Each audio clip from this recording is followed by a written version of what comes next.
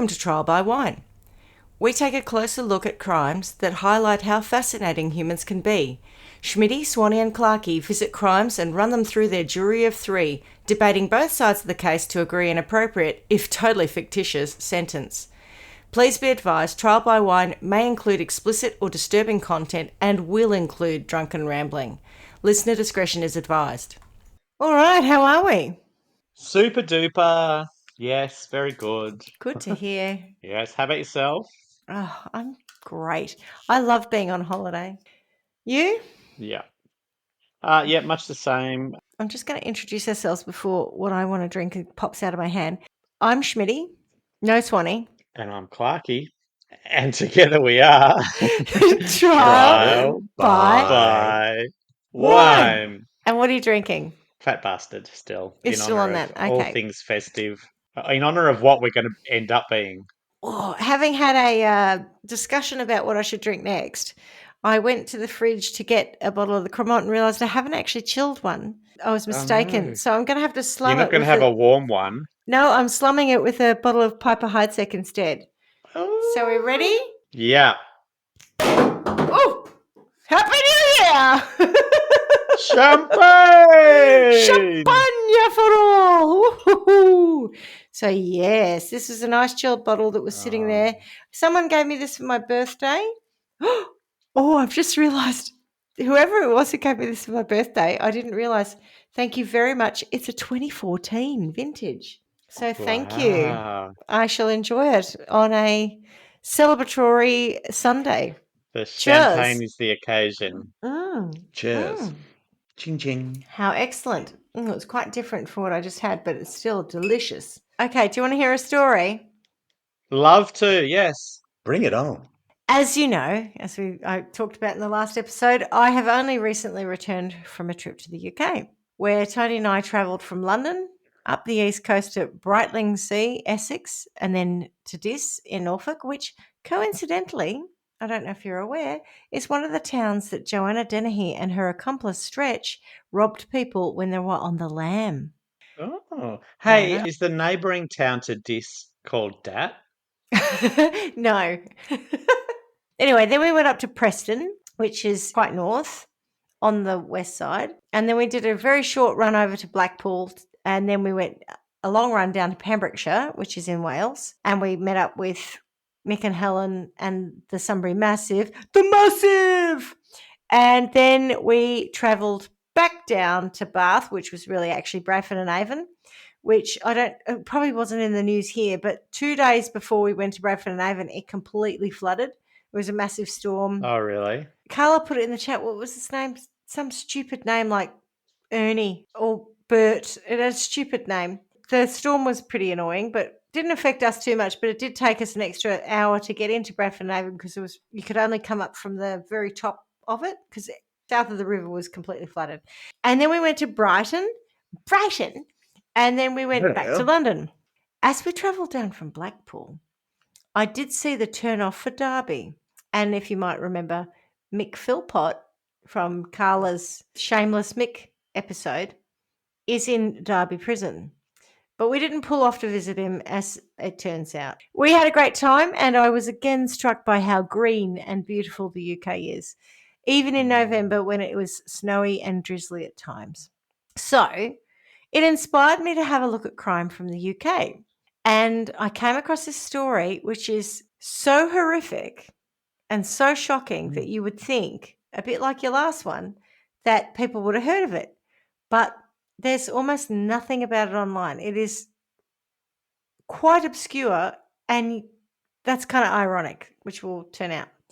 So my sources, before I forget, are wikipedia.com, yorkshire.com, dailymail.co.uk, murderpedia.com, truecrimeenthusiast.wordpress.com.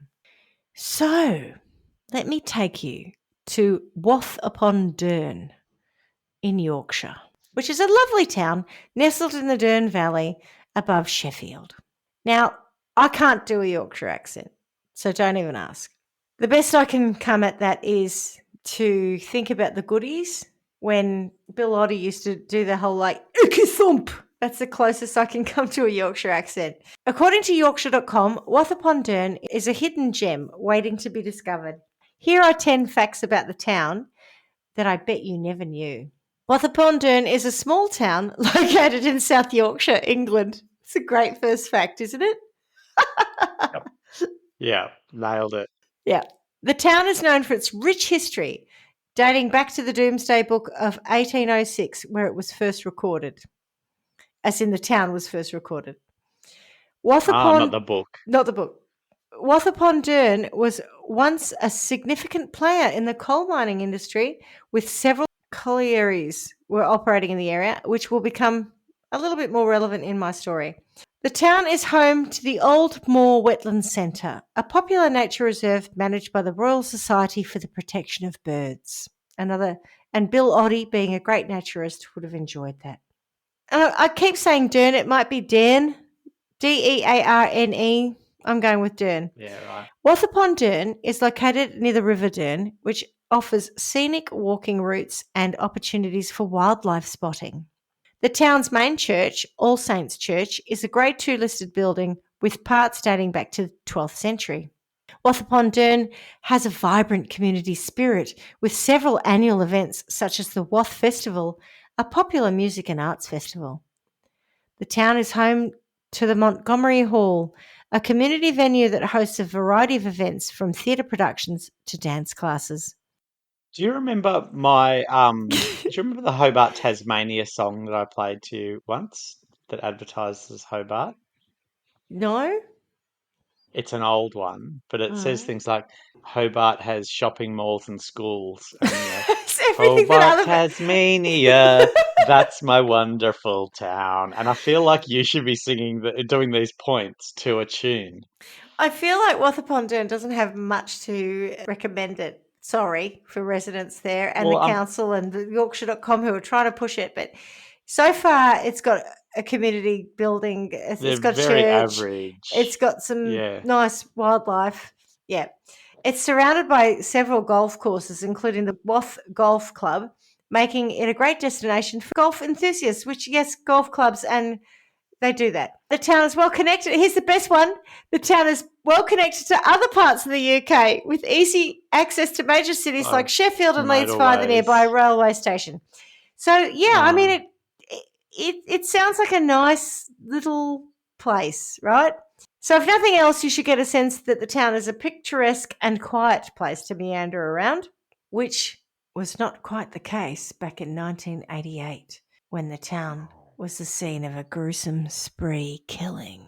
Oh, dun, dun, dun. Bum. Wath-upon-Dearne in 1988 was a bit different. Whilst the overall economy of the UK was strong... A bit different from what it is now, or just today. A bit different from everywhere else? Okay, yeah. I think it was a bit similar to other places in Yorkshire and South Yorkshire at the time, but it was not the same as it is today. Whilst the overall economy of the UK was strong in 1987, following Margaret Thatcher's deregulation of the stock exchange, unemployment had been high in the early 80s and the UK had been in a deep recession, reflecting in crazy interest rates of up to 18% on mortgages. Oh. So the lead up, what I just tried to say there, probably not very well articulated, was at this 1988 juncture, Margaret Thatcher had deregulated the stock exchange, so the economy in the UK looked good.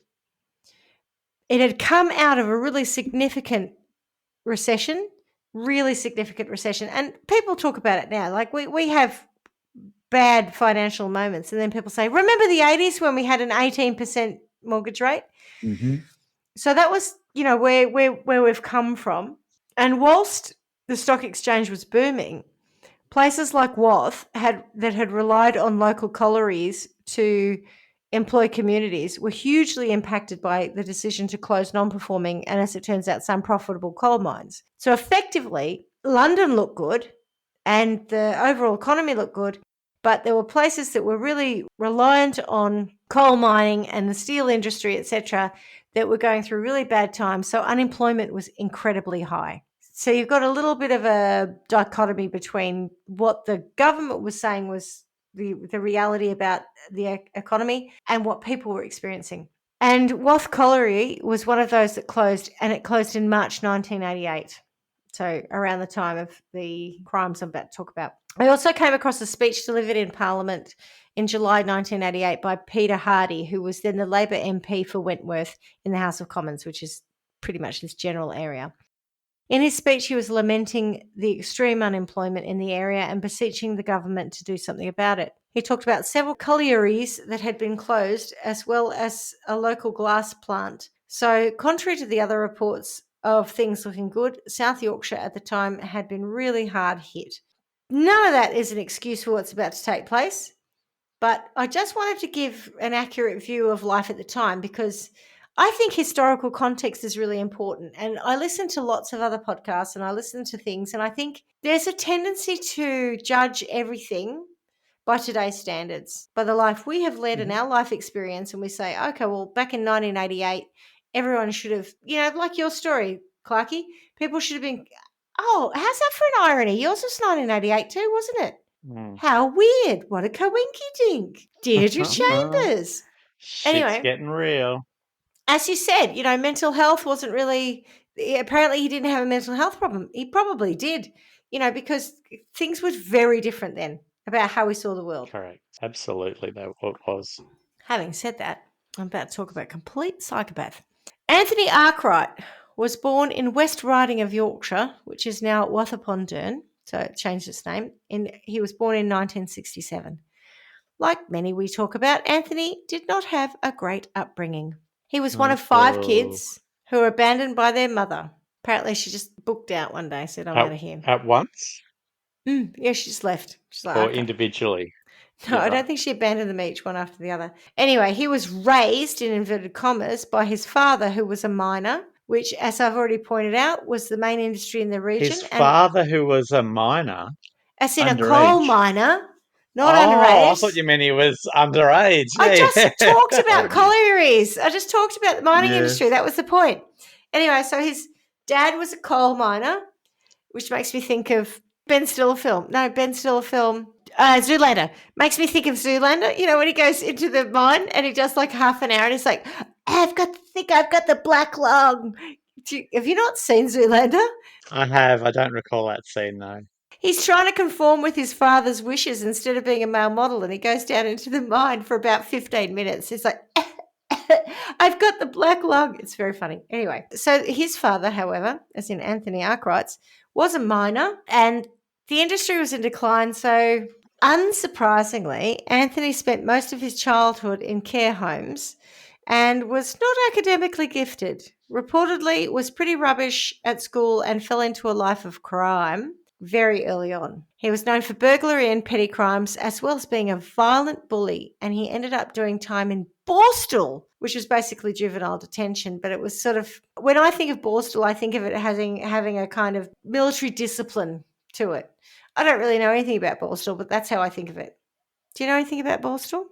0, less than you. I don't even have an opinion on what it could be like. It was juvenile detention, so anyone under 17 or 18 or whatever got sent there. But I do think it focused on things like physical activity and working, and like it tried to instill, I think, discipline, like a military style. That's what I think of it anyway. There's no information regarding his relationship with his father or grandparents, but there was a rumor at the time that persisted that he was the result of an incestuous relationship between his mother and grandfather. There is no evidence. There is no evidence that is true. The rumor, however, had a profound impact on Anthony. Oh. Now, our Anthony did have some interests. He was obsessed with Jack the Ripper and Peter Sutcliffe, who is also known as the Yorkshire Ripper and was active between 1975 and 1980. And during that time, Peter Sutcliffe murdered 13 women and attempted to murder 7 others. That's not a very good success rate. Oh, it was pretty good. It's pretty good. It's like 2/3. I don't know. All things considered. So he, being Anthony, used his time in incarceration, of which there were multiple, to read up on his idols, being Jack and Peter, and decided he would emulate them one day. And one of these days, I'm going to be that guy. Hang He's on a second. Is this why Wathapondern changed its name? Or was it Wathapondern? No, it had changed before Anthony Right. Because I was decided thinking, to. oh, is he going to be the Wathapondern Ripper? And then I thought, oh, what if it changed its name before, like, as a result of this? That would be significant, so that no one associated it with Wathapondern I'm not sure or if he's West even got a moniker. Ridley. That's right. Hmm. West Ridley. Oh, West Riding. Yeah. West Riding, yeah, that's it. West Riding of Yorkshire. Maybe it's the Minor Ripper. Just rips you a little bit. Just a little tear. Yeah, Oh, barely a oh, scratch. don't like a little tear. I don't think he has. No, I don't I think mean, the they Wathapondern gave. Ripper just sounds confusing. No, he doesn't have a moniker. Good. Good, Bernadette. Midnight. When not reading about Jack the Ripper and Peter Sutcliffe, the Yorkshire Ripper, his other hobbies included building dens and hideouts, fancying himself as a survivalist. But in all fairness, Gosh. compared to Bear Grylls, he really wasn't that good. He just sat around being a bit More weird like and Albie creepy. Mangles. No. Albie Mangles. Yeah, Who was the Albie Aussie. Mangles? Aussie one. Oh, So in yeah. the 80s, there was Albie Mangles and there was the Leyland brothers. And they all used to go out back and, Probably they more like were maybe more like the 80s Leyland Brothers versions without of the Bear 4-wheel Grylls. drive. I just remember the Leyland Brothers with Combi. with a car, like doing Yeah. big. Combi. Yeah. Was it a Travel all combi? over the I thought it countryside. was a a combi, yeah. Land They are- Rover. No, it was a Land Cruiser or something. It's a Yeah. That'll have been Landy. a combi. Surely it was a Landy. Yeah. Us the Leylands travel all over the countryside. Us the Leyland Leyland brothers. brothers. Don't know if I ever watched it, but I certainly saw the trailer so that I could Oh, sing we that did. song. we watched Yeah. heaps of it. Unlike all the aforementioned survivalists, Anthony just sat around being a bit weird and creepy with his hunting knife, fantasizing about killing and maiming people he wasn't keen on because he was a nice guy.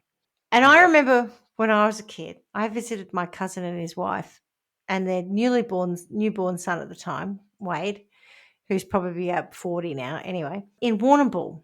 And I think it was Warrnambool anyway. It was somewhere like that. My cousin Pete, who's the eldest of all the cousins, and I don't really know how old he is, but if my brother is 60, then I'm going to have to say Pete's mid-60s, maybe nearly 70. He was old in my mind because I was about 11 or 10. He didn't know what to do with me, right? So he took me golfing with him, which just basically meant I followed him around a golf course. So boring. At some point, I don't know what green we were on, but we noticed there was a guy in the bushes dressed in camouflage throwing pine cones into the what do you call it? The sand trap, Sand? in Oh, the bunker. bunker. the bunker. Yeah, he was throwing pine cones like he was throwing grenades. And Oh. my cousin, Weirdo. and he had total like camouflage makeup and God. yeah, and Really? my cousin's like, I think we need to go now. Like, no, we were not going to go. I Like, think he's right. oh no, he was dead right. This guy was like not quite right, and so cousin Pete and I ran away as fast as we could. And when I was reading about this guy Anthony in his dens and his hideouts, I was imagining, as we know, there are some nice local golf courses around Wathapondern. Perhaps Anthony, in his spare time, was throwing pine cones in bunkers, of course. being a fucking weirdo. So he also did a little bit of working at a scrapyard in Mexborough, which isn't far from Wath. But he was a shit employee, having a bad attitude, no surprise, and really poor attendance. And one day, having had enough of him, he got the sack. And that was on August 26, 1988, when he was just 21. Now, a bit like when I was made redundant from Flexi in Sydney, Trigger. although my payment came a lot later, he took his cash and went to the pub because that's what I did. And that's probably where the parallels end between Anthony and I. Yeah, because he got caught. No, Anthony got pissed as a newt, which I didn't because I had to drive. But anyway, and at around 4:15 p.m., he headed over to his grandfather's house in Mexborough. But his grandfather wasn't there. His grandfather, who was a Lithuanian immigrant named Stasys Puidicus. Perfect. Yes. Well done. Sounds like he's great. Stasys Puidicus, I'm going to go with.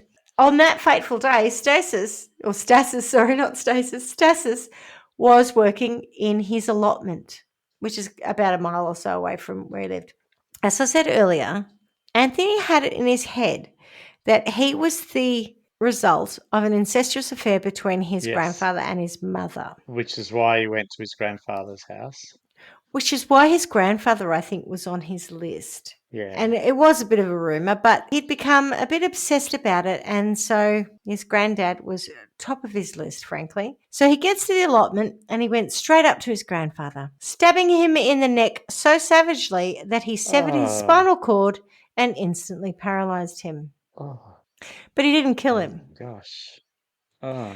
So he then dragged his grandfather into the small garden shed on the allotment that was there, and he killed him with an axe to the head. And then he smashed his head in with a sledgehammer. Oh, what? Mm-hmm. That's a lot. That makes me feel a bit ill, quite frankly. Okay, well, I will warn you there's worse to come. So now he's satisfied with his work. He then locked Stasis's body in the shed and headed back to his house to steal, as in his grandfather's house, to steal any money he could find, which was around £3,000. Clearly, his grandfather wasn't a fan of banks in 1988, and that was his life savings, which apparently he'd left around the house. In today's money, that would be about £8,000, which is about 16,000 Australian dollars. Unfortunately, his grandfather's housekeeper was at the house at the time. So he murdered Elsa Chronodite with an axe and left her in the kitchen. Fucking hell, an axe. I mean, it's rough, isn't it? It's really violent, yeah. Oh. And then after that, he went back to the pub. But he didn't lay low. He was described by people who saw him that night as a wild-eyed weirdo. And quote, I can only assume he was so hyped up on booze and the adrenaline of killing people that he must have seemed completely out of it, right? He also wasn't making much of an effort to hide or avoid attention. He told the barman, and quote, it was murder on the allotment today. Oh, see what he did? See what I did there? It's a double entendre. A double entendre. Yeah, what an asshole. Anyway, so he pissed on that night till about 3 a.m. Then when he decided, then he went home, right? But then he kind of worked out who his next victim would be. Ooh, didn't have a list already. It was a dynamic list.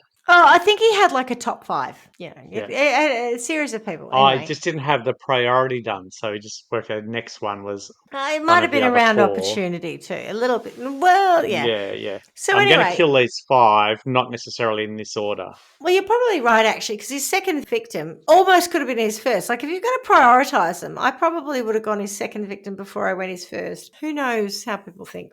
But you're not a wild-eyed weirdo, so... Well, it can be. So on the 27th of August is when this next one happens. Unfortunately for him, Raymond Ford was Anthony's next-door neighbour. Not just because he is the second victim, but because being a neighbour to Anthony would have been good enough very unfortunate. Right. Yeah. So Raymond had been a teacher originally, and he was only about 45, I think, at the time that he passed. And times had gotten really hard for him. So he was no longer employed, and he spent his days drinking cheap cider and living as a bit of a hermit. So he only really left the house to go to the bottler to get some more booze. And he did the Guardian crossword, I think. Like he just had a very quiet, contained, drunk life, I think. And I'm going to say he was probably suffering from PTSD from being a teacher. Apparently PTSD from being a teacher? In 1988 in England, Jesus. Yes. Right. So he was also suffering from depression, and being, of course, the late 80s, as we just described in the last show, he got no sympathy or support by the sound of it. So cheer up, mate.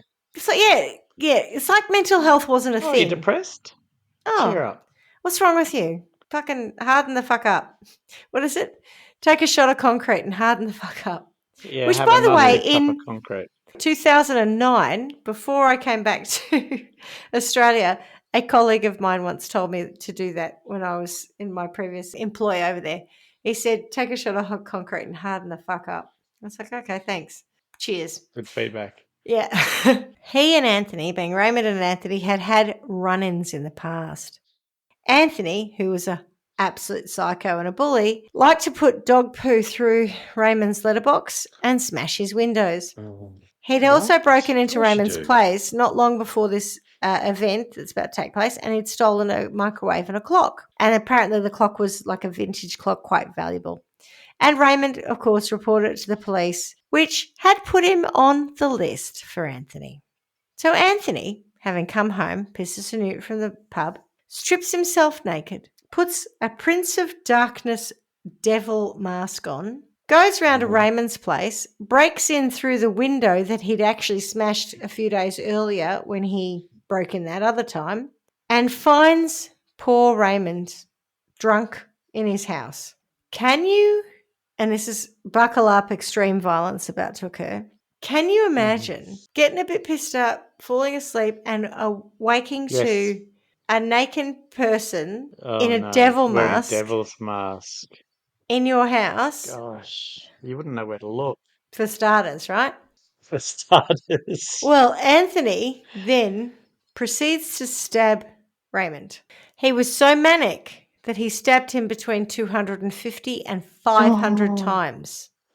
What? That's more than 5 times my maximum, I reckon. But maybe not quite 5, maybe 4 times. The most that I've heard in all of our 250 time doing 500 this. is the most I've ever heard. Yeah. Yeah, I've heard like 37, what? 60. Like, I've never heard Yeah.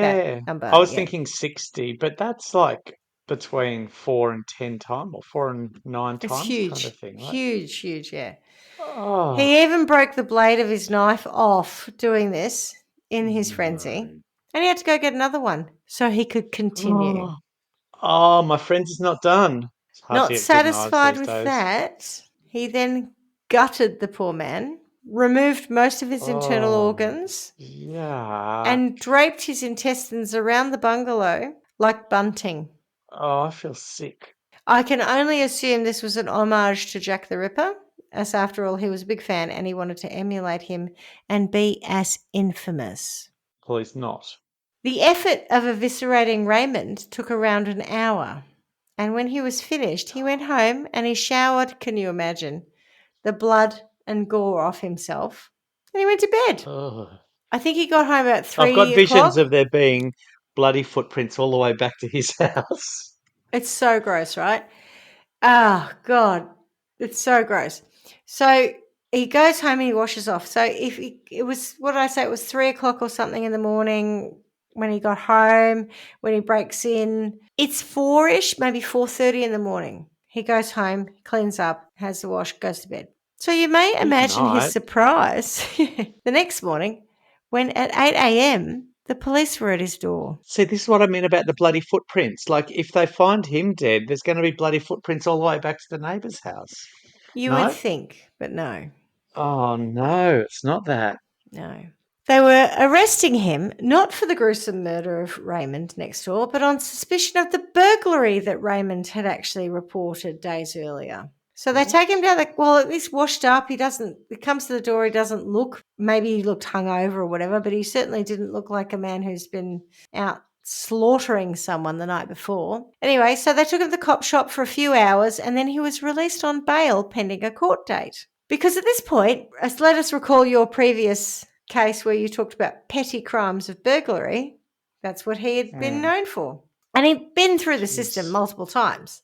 Unfortunately, no one had gone back to Raymond's house at this point, so they had no idea that he was all over his bungalow. In pieces. So Anthony picked up where he left off when he got out from the police, didn't he? He went to the pubs of Mexborough. Gosh, not even hungover. Oh, well, you know, Like he's had care of the dog. big night.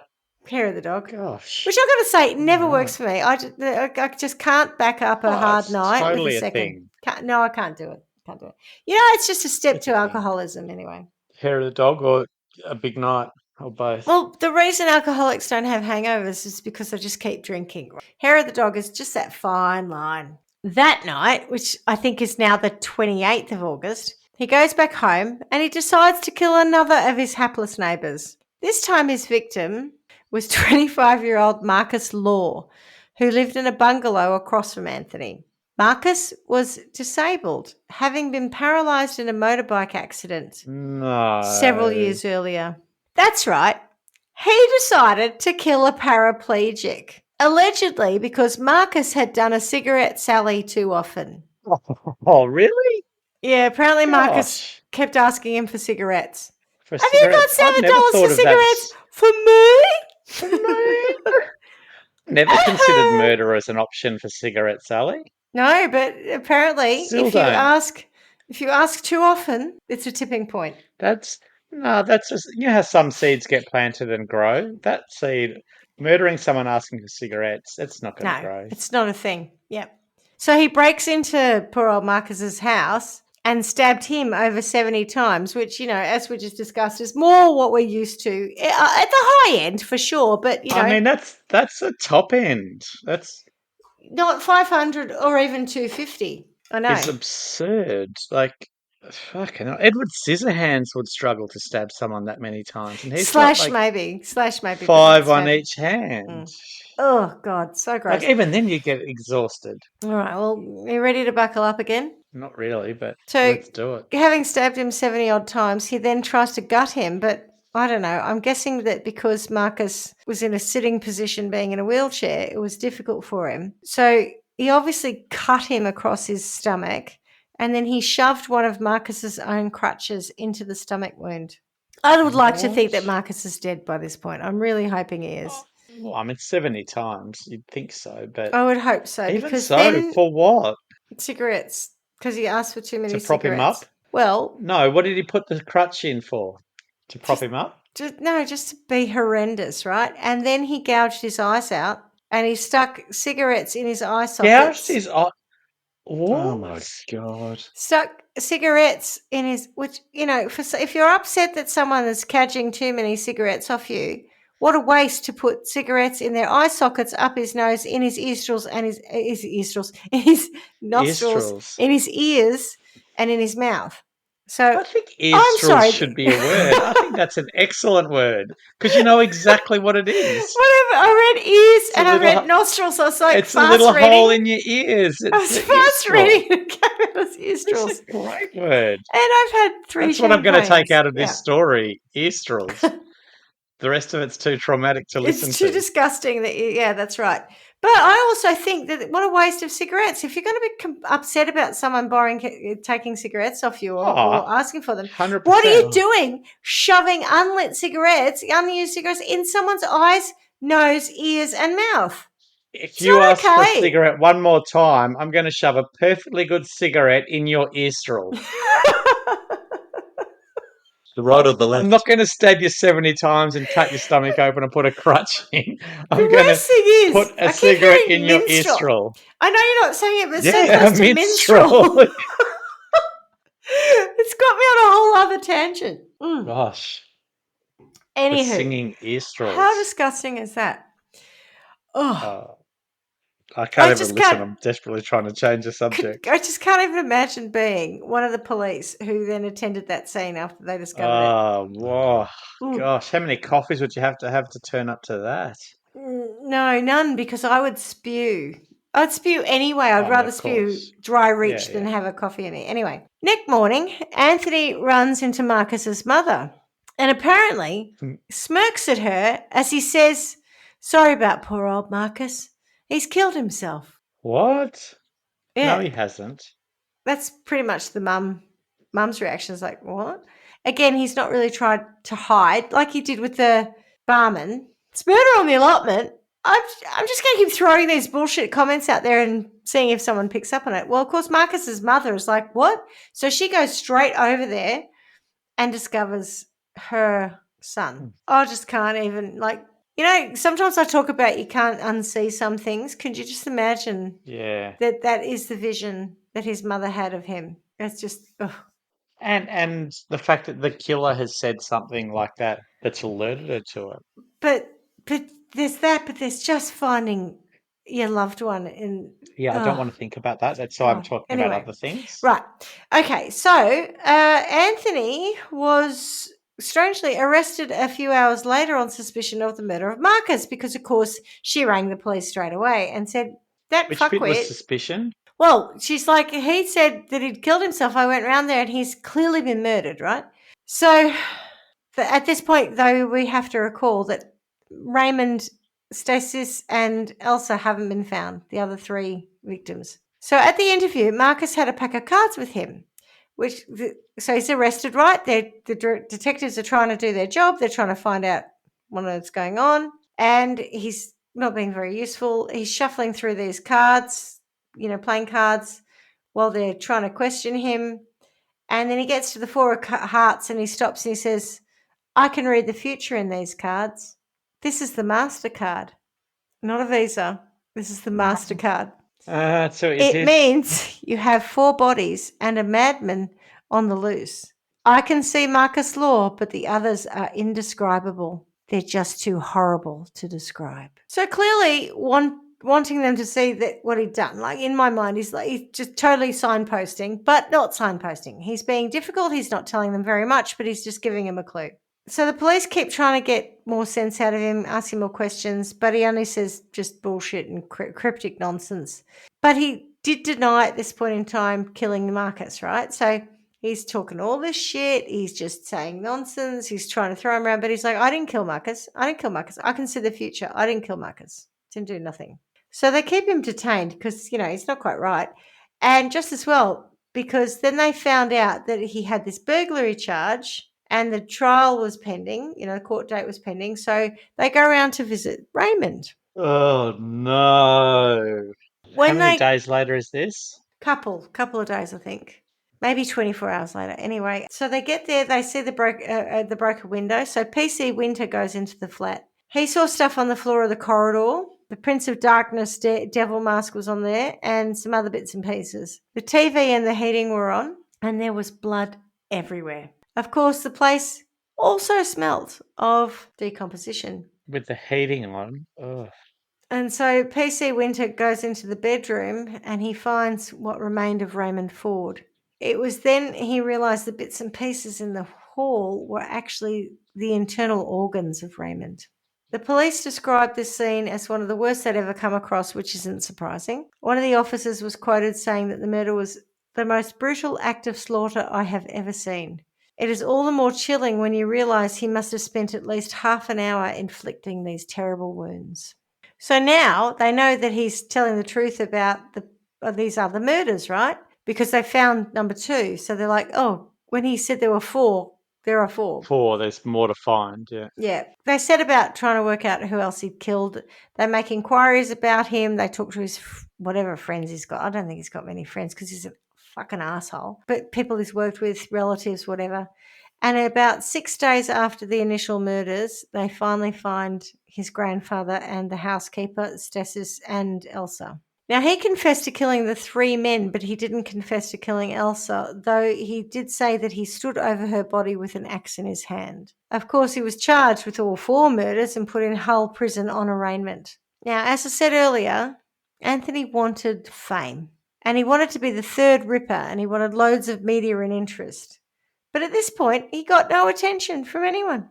So he made up a 5th victim, and he wasted loads of police time and resources trying to find them. They searched a lake and a drainage ditch and no doubt interviewed loads of people, but in the end they realised he was full of shit. Anthony did not like that.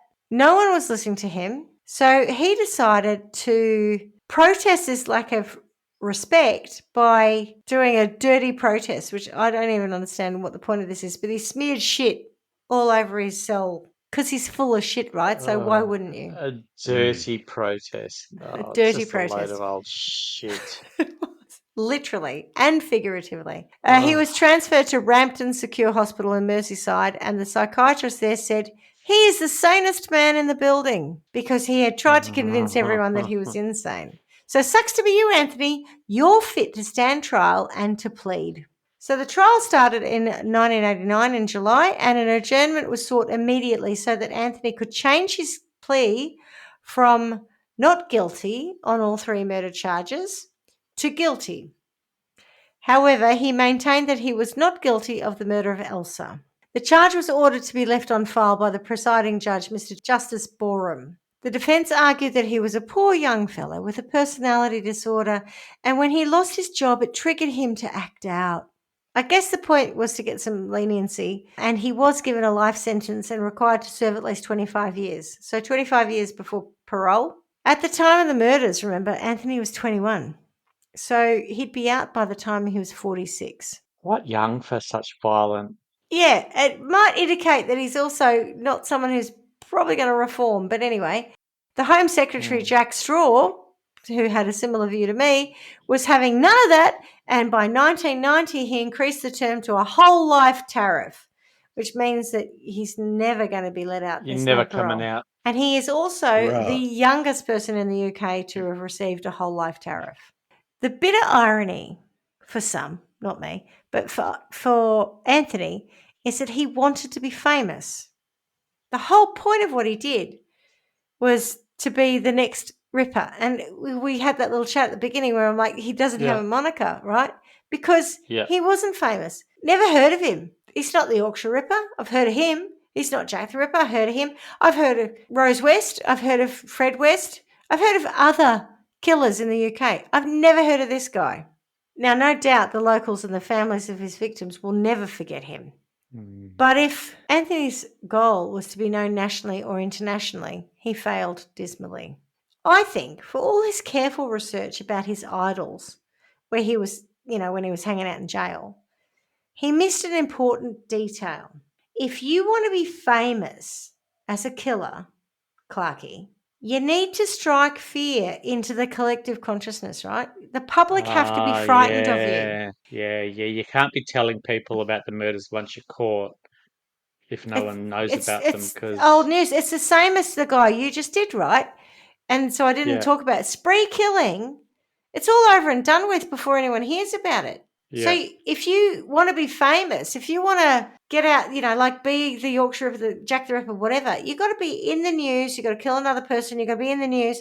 You got to take time over this to build enough of a fear and reputation that you get named, and then you get caught. This fucker did it in 56 hours. Killed 4 people. Yeah, too fast. Too fast. Committed all that carnage and failed miserably in his goal. What a fucking loser. Wow. And that, my friends, is the story of Anthony Arkwright, the nobody of nowhere. Of where? Nowhere. Nowhere. Nowhere. Nowhere. Nowhere. Jesus, that's How's that? What a sick prick. it's gross. And the funny thing is, well, when I was doing this, I had reservations about, I wrote it all up and then I thought, I don't want to have other people learn about this guy. This guy's should go into nothingness, right? Yeah, agreed. Before we started recording, I talked about our Spotify wrap-up and I was like, well, I don't think we're in any danger of shining we're not going to make him public light. famous. 8 people will now know who he is. On Spotify, that's right. Our big, that was top podcast for 8 people. So if you're one of those 8 and you know who you are, thank you very much for your continued listening to Also, us. if you're one of those 8, please don't tell anyone about this bloke because we don't want to increase we don't want anyone to know about it. Let's just keep mum's the word. Keep it between us, okay? It's a small circle. Let's keep it between us. That's right. So, Clarkie, on to a sentence. Anything? I was kind of wondering about this because it's such gross. I mean, it really did make me feel sick that some of those things you're describing, they are so extreme. I was kind of going, do we do something that is torturous to him? But I don't know that would work. I think maybe you could put him in.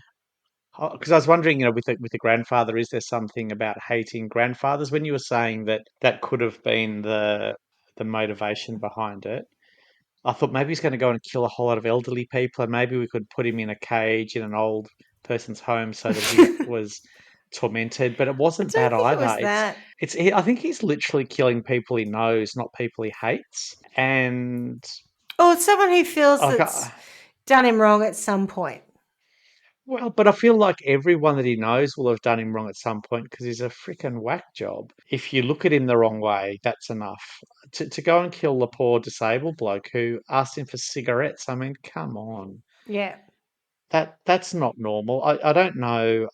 It's hard to find a motivation. It's hard to understand other than I think your commentary of him wanting infamy. He's already got a lot of I'm sorry, who? What did you do? Yeah, No, I never yeah. heard of it, mate. Yeah. But I think he needs a lot of that, just hopefully he's just in a cell by himself, can't tell anyone about what he did. No one's going to say to him, "What are you in here for?" No one's ever going to look at him. I just think he just needs to fade off into oblivion. And I know that that's not a punishment No, as because such, but it's almost like that has happened to him in some ways because yeah, that's no one's ever heard of him. 30 years on, correct. who? More than that, 40 years Yeah, on. yeah. So I feel like that is good, but I'll add to that. I agree with that, but I will add, I just tried to look at what the best medieval punishments of Here we Lithuania go. were, and I can't really find anything, but it does look like draw and quartering, the standard, Yeah. beheading, burning. But I think I'm going to go for impalement. But I'll go for impalement on a crutch. Oh, yeah, good call. Yeah. Whilst Yeah. fading into obscurity, you get impaled on a crutch because it just seems appropriate. And maybe Oh. between 250 and 500 wasp stings or bee Oh, that's a stings good one. I got stung by a spicy fly with a dose yesterday. of anaphylaxis. Yeah, they. Well, thankfully, I don't have an allergic No, but he reaction could to have it. an unhealthy dose of it. Yeah, I And was watering the garden in the back and I got stung by a bee. And I was like, for fuck's sake. At least it's happened before now. So it only lasts for about 10 minutes, the pain. I always feel sorry for the bee with that. I did too. Wasps No, Wasps are it just was a bee. hate. And I thought, oh, you poor darling. It's not your fault. And I don't know. I felt sorry for it too. And I thought, why weren't you in a hive? It's dusk. Why haven't you got home? Poor little Oh, thing. honey, why you not home? Oh no, very sad. Yeah, I think impalement, disappearing into nothingness. Yeah, with a healthy dose of anaphylaxis Yeah, and okay, wasps. and wasps. Yeah, let's do that. European wasps, to be specific. Well, his grandfather was from Lithuania, and he was in the UK, Lithuanian so European wasps. you can have Yes. him. Yeah. All right. Well, thanks for joining me on Well that done. revolting Thanks ride. for making me sick today. That was really nice. Yeah, sorry. And as we say every week, miss you already. Ciao. Ciao. Thanks for listening to Trial by Wine. You can contact us at trialbywine@gmail.com. Please rate, review, and subscribe to Trial by Wine on Apple Podcasts or wherever you get your podcasts. If you'd like to support us, you can become a patron at www.patreon.com, Trial by Wine, or visit our website www.trialbywine.com to donate to us. Your support will help us cover many more cases and apply wacky sentences. We really appreciate you listening and hope you tell everyone about us. Our cover art is by John Christo and music is by Beauchamp from pixabay.com.